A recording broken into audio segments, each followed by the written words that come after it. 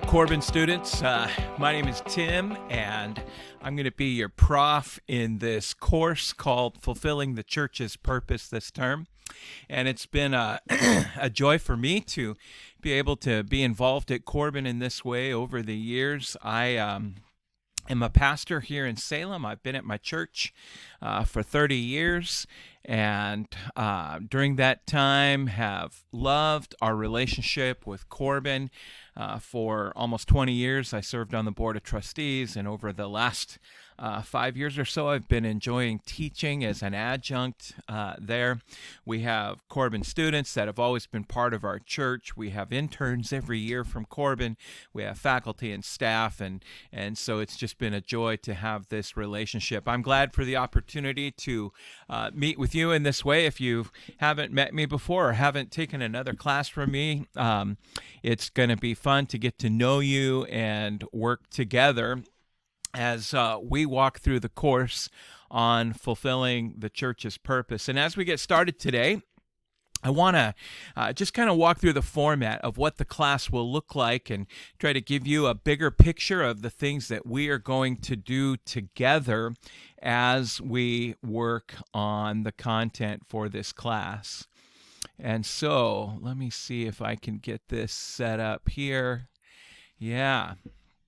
So Populi is going to be our tool. I hope that you are proficient. I am not super proficient, but every time I work on a class, I learn some new things. And so this is going to, if you go to the kind of the home page for our class, you will see over here that there are electronic links for 3 of the 4 texts in our class. So if you read electronically, then you can access 3 of those books. One of them not available via that format. You'll want to hop on Amazon and order a copy, and you could probably find a used copy for a few dollars and have that sent to you and be set up. I don't understand reading electronically. I have some of that stuff, but I still like holding the book in my hand, and so that's part of how I do it.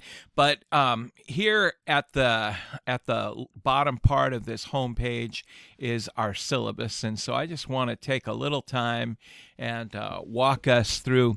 You'll see that at the bottom of this first page is the section that talks about how the class will roll each week. Our class is asynchronous, and that means that the content is provided and you have a certain time each week, and this will happen on Tuesdays at noon. That week's content will be made available, and then you will access the content provided at your leisure during that week.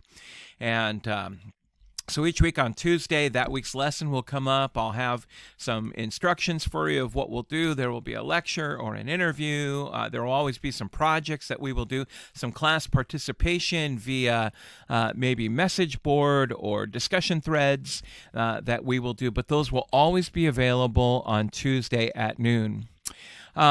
Sometime on Friday, often I will do a midweek check-in. Usually that'll be via email to the class to remind you of what we're doing that week or how you should be involved. You'll have the weekend to lean into it.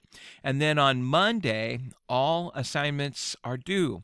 And they are due on Monday at midnight. Now, this cracks me up how many students this is confused, so track with me, all right?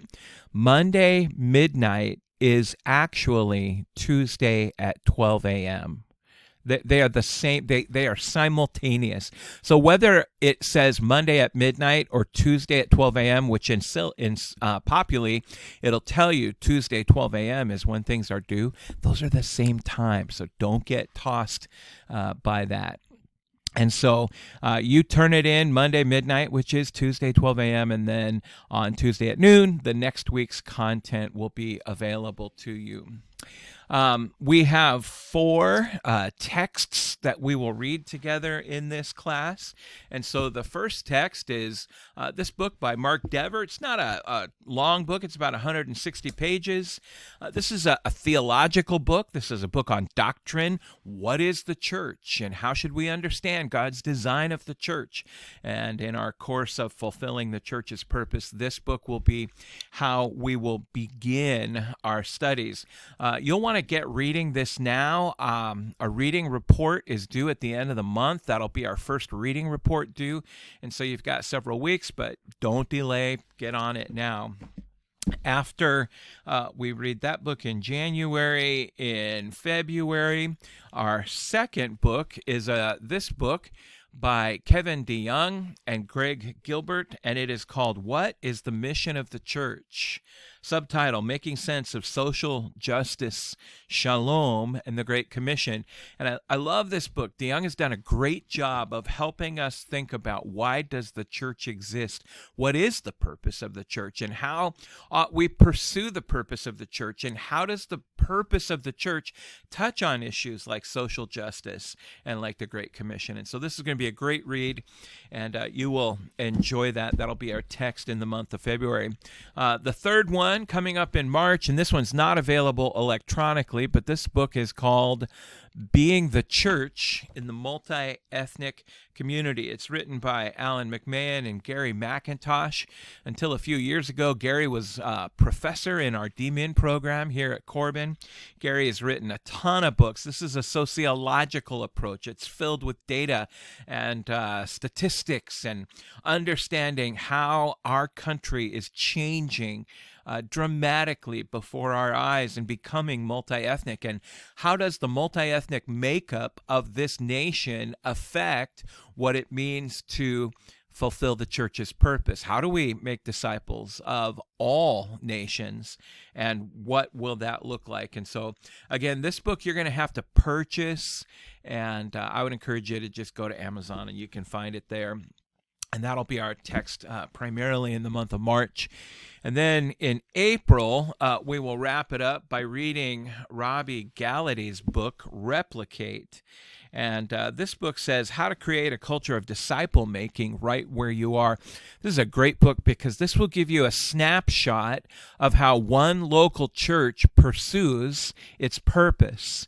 And it will really prep you for the final paper as you think through what your conclusions are about how the church should fulfill its purpose and how the church will make disciples across all ages within the congregation. So this is a practical insight. It's not the only way, but this is one way that one church does it. And so I think our course is going to be built on the foundation of four very good books, which will guide us into thinking and growing in our comprehension of what it means to fulfill the church's purpose. The syllabus will explain reading reports, and you are to follow the instructions. In fact, on that first page, I've given you some examples of Turabian format. In the School of Ministry at Corbin, we use Turabian format, and so that's a typical 1-inch margins, 12-point font, Times New Roman, double-spaced, half-inch indents on paragraphs, block quotes are single-spaced, blah, blah, blah. And so you'll find all that, and footnoting and how to do that. And so that's all included there. Our two major projects begin with the interview of church and community leaders. During this course, you are going to identify and interview 2 community leaders and 2 church leaders. And again, experience tells me this: you cannot put this project off. You ought to, this month, begin thinking, who can I identify that's a community leader in Salem, who is involved in serving in some kind of a nonprofit or government entity that I could interview, because you're going to need to contact them and you're going to need to set up those interviews. And if you wait until 2 weeks before the paper is due, you're probably not going to get it done, because other people's lives are quite busy and students' lives are busy, and you ought to get those things scheduled early and do those interviews. And so there are instructions on making those contacts and interviews and what is involved and what kind of things you're going to want to ask. And I'm asking you not to interview Corbin University personnel. So don't interview one of your other professors, even if they are a pastor. I want you to interview 2 pastors that you know of and 2 community leaders. And if you have any questions about that, please email me and let me know.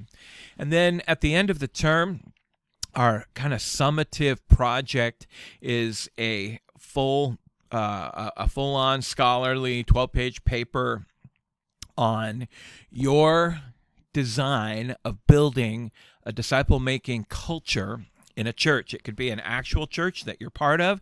It could be a fictional church that you say, well, this is, I'm going to talk about First Church, and you're going to make it up. But either way, you will do that. I have extensive instructions on how to write that final paper. So you will want to avail yourselves of that. And that is due at the end of the term, at the end of April, as we wrap up the semester. And at the end, you can see here that I've given you kind of the grading philosophy for the course, the things that we will look for. So required reading, your community and church leader interviews, your final paper, and then class interaction and participation, which will stretch out throughout the full semester. I've taught this class enough to know that there are always a few overachievers in any course. There is always a large block of capable, intelligent, good students who will lean into the project.